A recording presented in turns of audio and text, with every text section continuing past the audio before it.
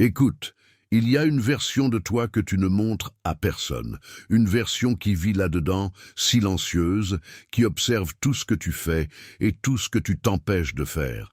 Et ce qui est extraordinaire, c'est que cette version-là, celle que tu cherches à cacher, est précisément celle qui pourrait rendre ta vie magnétiquement puissante.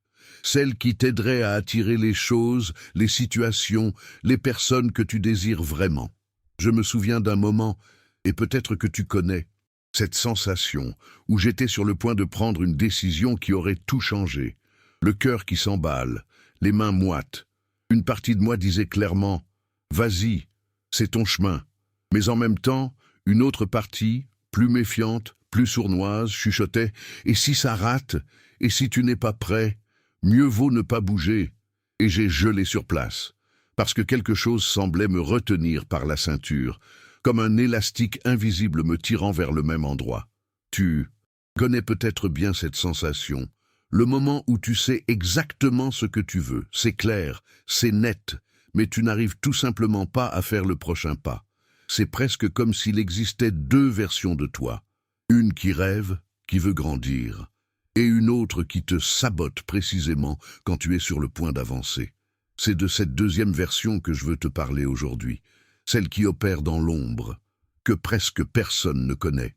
Mais qui est-elle, précisément? Elle qui dirige ta vie quand tu ne regardes pas. Aujourd'hui, je veux t'inviter dans un voyage profondément honnête. Je veux te montrer ce qu'est cette partie cachée de ta personnalité, celle que Jung appelait l'ombre. Je veux te dire comment elle naît, comment elle te manipule sans te demander permission. Et surtout, comment transformer cette même force qui te bloque aujourd'hui en la force qui va te propulser. Ce n'est pas une vidéo lourde, c'est une traversée. Le genre qui, une fois terminé, te laisse avec le sentiment d'avoir éveillé quelque chose d'essentiel. Alors reste avec moi, parce que si tu es là, c'est que tu as entendu cet appel. Rien n'est par hasard. L'appel que tu as entendu, c'est celui de devenir exactement ce dont tu as peur, et dont tu as, au fond, une envie immense. Imaginons un homme, appelons-le Thomas. Thomas a 34 ans. Il est compétent, intelligent. Les gens autour de lui le respectent. Il a tout pour lui, disent-ils. Et pourtant, depuis des années, Thomas refuse les promotions. Il annule les projets à mi-chemin, il se retrouve toujours au même point, incapable d'expliquer pourquoi. Il dit que ce n'est pas le bon moment, qu'il se prépare encore un peu, que bientôt, oui, bientôt, il sera prêt. Thomas n'est pas paresseux, Thomas n'est pas stupide, Thomas est hanté, hanté par quelque chose qu'il ne voit pas, qu'il ne nomme pas, qu'il ne comprend pas encore. Quelque chose qui opère dans le noir, silencieusement, avec une précision et redoutable. Jung aurait appelé cela l'ombre.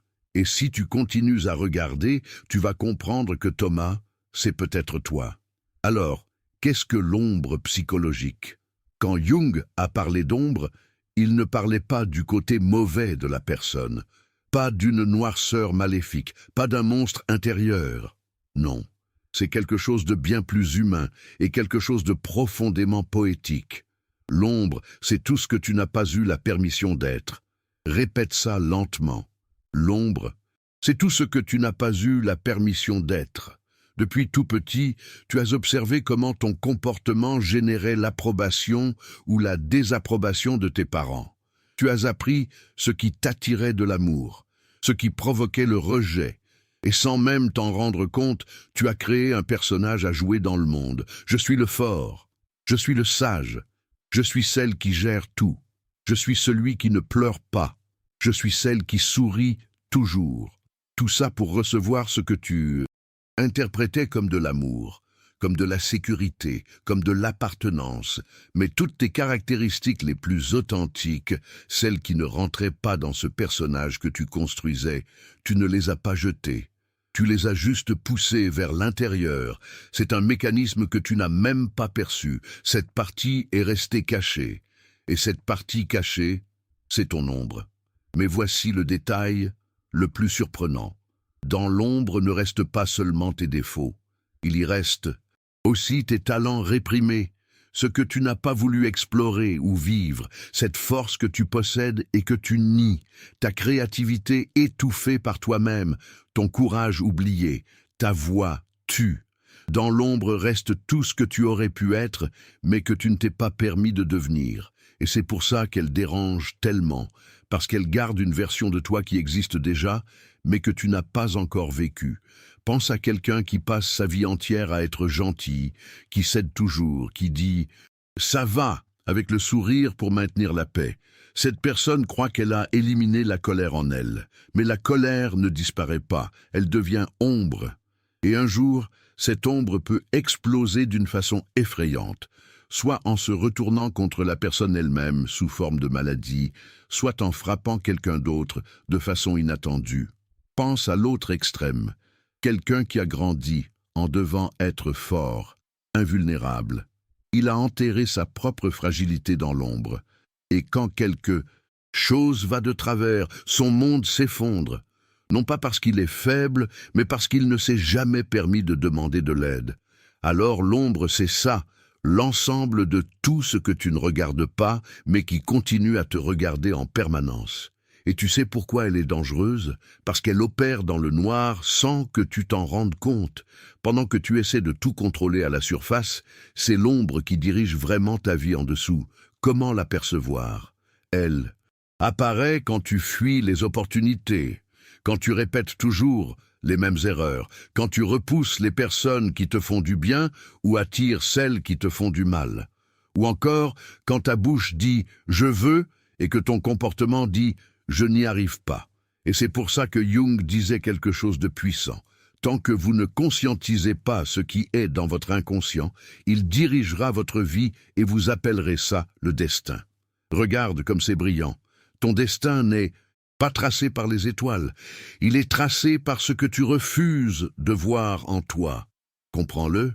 L'ombre n'est pas ton ennemi. Elle est une carte de ce qui doit être vu, compris et intégré.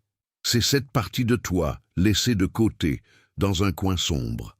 Et quand tu illumines enfin cette partie et que tu regardes l'ombre dans les yeux sans peur, quelque chose d'extraordinaire se produit. Tu récupères la force qui était emprisonnée là-dedans.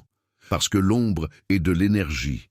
Tu commences à te rappeler qui tu es. Et tu commences enfin à devenir qui tu aurais toujours pu être. Parlons maintenant de l'ombre et de l'accomplissement de soi. L'accomplissement de soi, ce n'est pas être parfait. Ce n'est pas réussir selon les critères du monde. C'est quelque chose de plus simple, de plus profond. C'est quand tu deviens qui tu es né pour être.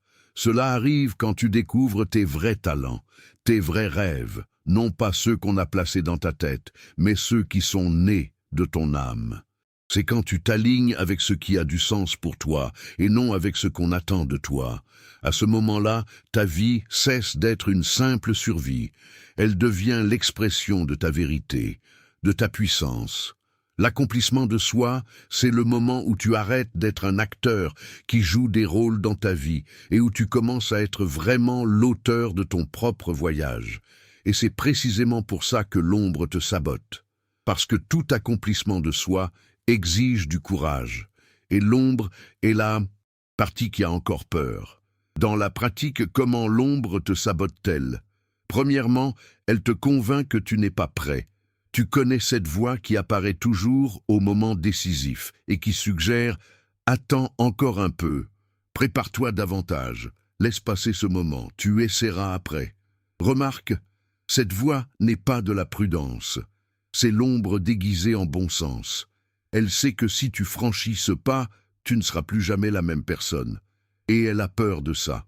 Deuxièmement, l'ombre te fait répéter des schémas que tu crois avoir surmontés. Tu as remarqué que ta vie semble parfois tourner en rond? Tu changes de ville et retrouves le même type de relation. Tu changes de travail et retrouves le même type de chef. Tu peux penser que c'est la malchance, le karma. Ce n'est pas ça, c'est l'ombre. Elle te ramène vers le connu, même si le connu te blesse. L'ombre préfère l'enfer familier au